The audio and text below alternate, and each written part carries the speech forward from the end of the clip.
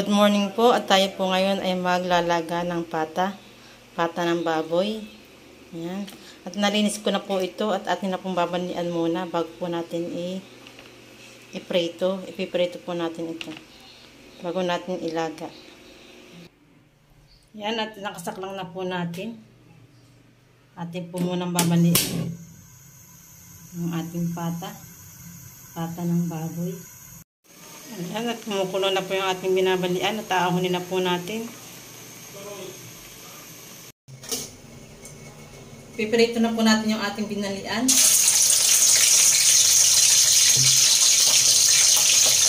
Pata ng baboy.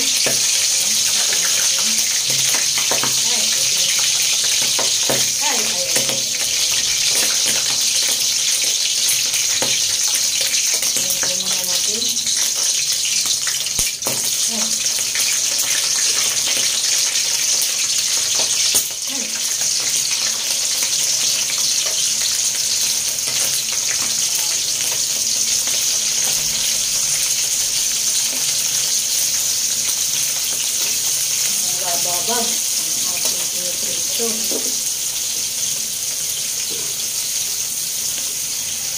Katapos matalis ito sa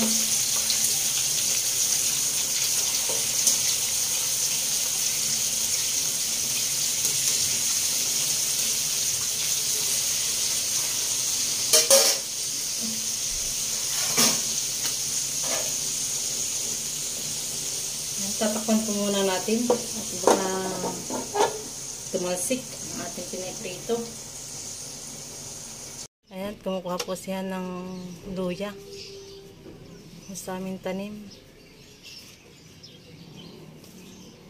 Gagamitin po sa paglalaga.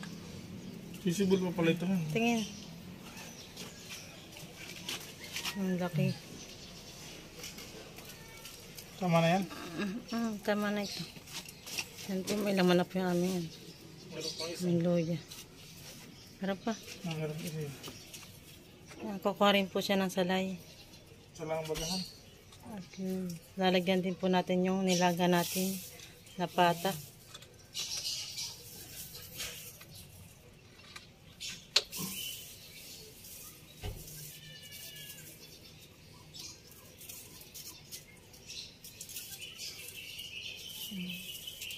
Ito nga po pala sa taas ng bahay namin. Ito nga po pala sa taas ng bahay namin nakatanim ng tanglad. Saka po yung mga halaman. Maganda na po. Mga kalagtsutsi. Bonggabelia. Meron din po kami. At yan, yung kulay pula. Hindi ko po alam kung pangalan yan. Meron din po kami ditong gabi. Tawa kami. Ito yung lalagay ko. Yan. Salay. Libre na po sa salay kami. Yan, malagaw yung aming salay na tanim. Hinugasan na po niyan yung luya.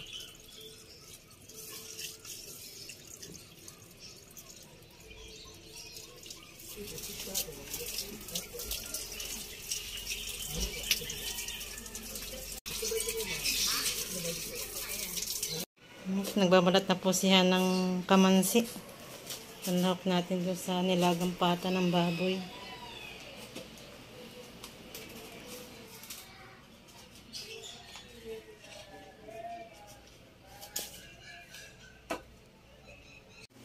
Ayan, bibiling na po natin. Pinatay ko muna po yung apoy. Baka tumilamsik.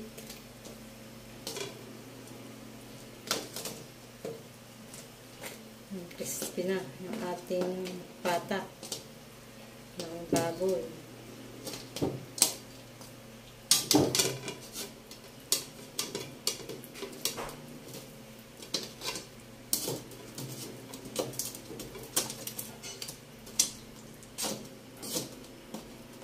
Talaga naman pong matilamsik ito.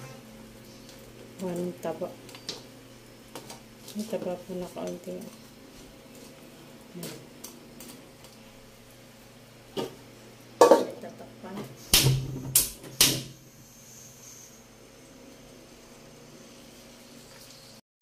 Habang nga po iniintay natin yung piniprito nating pata ng baboy, ay naghiwa na rin po ako ng mga rekado dito. Yan na nga po pala yung salay na ating kinuha sa taas at saka yung luya. Ayan, nag-ano rin po ako ng bawang at saka sibuyas. Meron din tayo dito paminta. At aahunin na po natin. Sinatay ko muna yung apoy nang hindi po kumilamsik. Aahunin na po natin ito. At atin na pong ilalaga. Lalagyan na po natin yung rekado. Sinaklang na po natin yung pata nating pinrito. Lalagyan na po natin yung rekado. Natin po mga rekadong hiniwa. Lagyan na rin po natin yung paminta.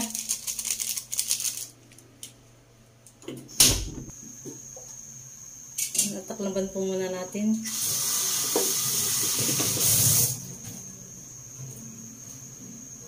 Hintayin lang po natin kumulo ang ating nilaga.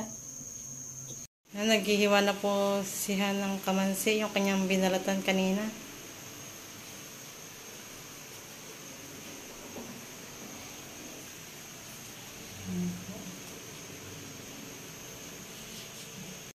Nalagyan na po natin yung gulay.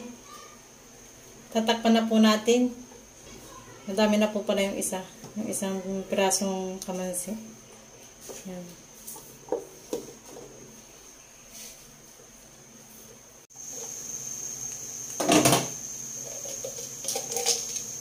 Lagyan din po natin ng asin.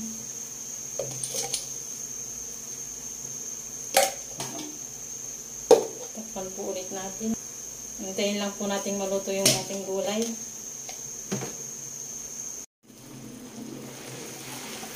Ayan, at kuluan na po ang ating nilagang pata.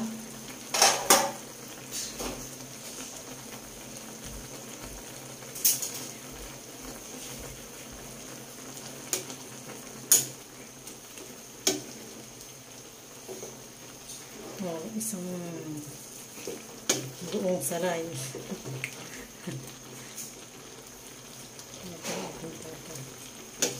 Hindi na makagilak.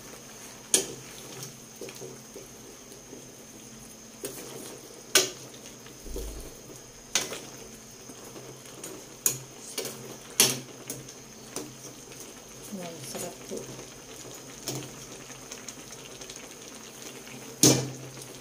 Tignan po natin kung okay na po yung lasa.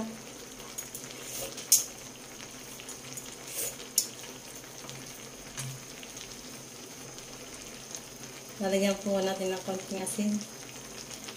Lalagyan po natin ng asin.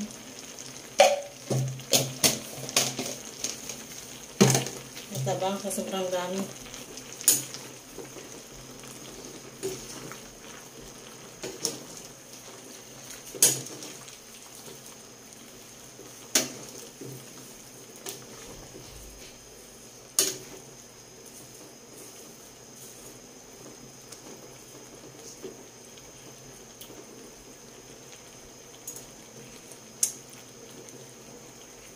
Ayan.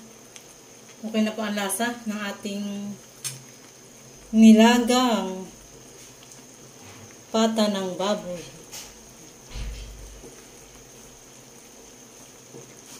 Okay na po yan. Papatay na po natin yung apoy.